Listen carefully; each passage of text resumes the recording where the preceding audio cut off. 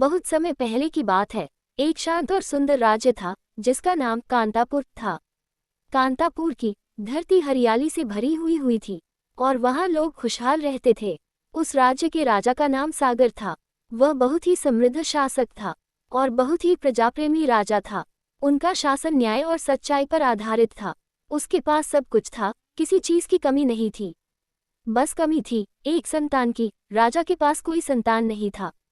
उनकी पत्नी, जिनका नाम वसुंधरा था, वह इसी सोच में हमेशा पड़ी रहती थी कि हमने और राजा साहब ने किसी का क्या बिगाड़ा है कि भगवान हमें कोई संतान की सुख नहीं दे रहा है।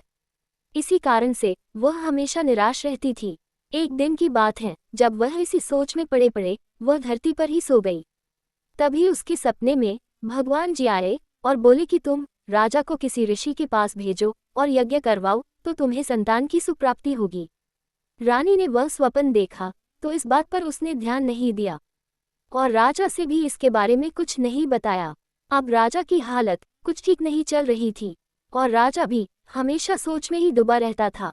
रानी ने एक दिन बैठे बैठे सोचा कि क्यों न मैं अपना स्वप्न राजा को बता दूं। और रानी ने अपना स्वप्न राजा को बता दिया। राजा ने यह बात सुनी और तुरंत वहां जाने के लिए तैयार हो गया, क्योंकि राजा संतान की प्राप्ति के लिए कोई भी कार्य करने के लिए तैयार था। अगले दिन राजा ने निश्चय किया जाने को और जंगल की रास्ते चल दिया। वह जंगल की रास्तों पर चलता गया और अब शाम होने को भी चली थी। तो राजा ने सोचा क्यों न कहीं ठहरने का जगह ढूंढ लिया जाए और उसने ठहरने का जगह ढूंढना शुरू किया। तभी अचानक उसे एक जंगल में घर दिखाई दिया। तो राजा ने सोचा क्यों न इसी घर में आज की रात बिता लिया जाए और सुबह होते ही फिर मैं आगे की ओर चला जाऊंगा।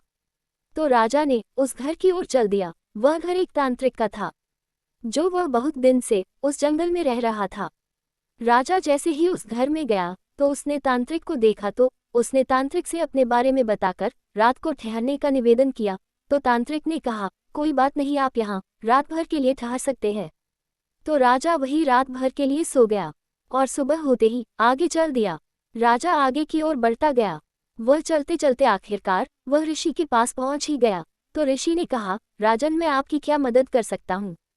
तो राजा ने ऋषि से बताया कि उसके पास किसी चीज की कमी नहीं है, परंतु उसे कोई संतान ही नहीं हो पा रही है, जिसके लिए मैं आपके पास आया हूँ। आप मेरी मदद करो। तो ऋषि ने कहा, राजन, आपको संतान न प्राप्ति होने के पीछे एक बहुत बड़ा कारण भी है। तो राजा ने चौंक कर पूछा, क्या मैंने कोई पाप किया है या मैंने अपने प्रजा की कोई हानि पहुंचाई है? मुझे तो कुछ भी ऐसा नहीं लग रहा है। मैंने प्रजा या किसी साधु को कोई क्षति पहुंचाई हो? ऋषि मुनि ने कहा, हाँ राजन, आपने ऐसा कुछ नहीं किया है। ये तो आपके पिछले जन्म के पाप है। आप पिछले जन्म में एक क्रूर राजा थे। आप किसी पर दया नहीं करते थे। इसी तरह आपने एक बार बिना दोष के एक युवक की गर्दन उड़ा दी। फिर उसकी माँ ने आपको उस जन्म में श्राप दिया कि मैं जिस तरह अपने पुत्र वियोग में तड़प रही हूँ, उसी तरह तुम भी अपने पुत्र वियोग में तड़पोगे। वही श्राप आज भी आप पर एक कवच की भांति घिरा है। जब तक आप उसका श्राप का निवारण नहीं करोगे तो तब तक वह श्राप आप पर से नहीं हटेगा। तो राजा ने कहा, हे ऋषिवर, मैं इससे मुक्त होने के लिए क्या करूं? तो ऋषि ने कहा कि पहले आप एक यज्ञ करवाऊं, जिसमें सभी लोग को आमंत्रित करना और सभी को इतना धन देना कि कोई के अंतरात्मा से ये आवाज नहीं आए कि अब मुझे और धन की आवश्यकता है।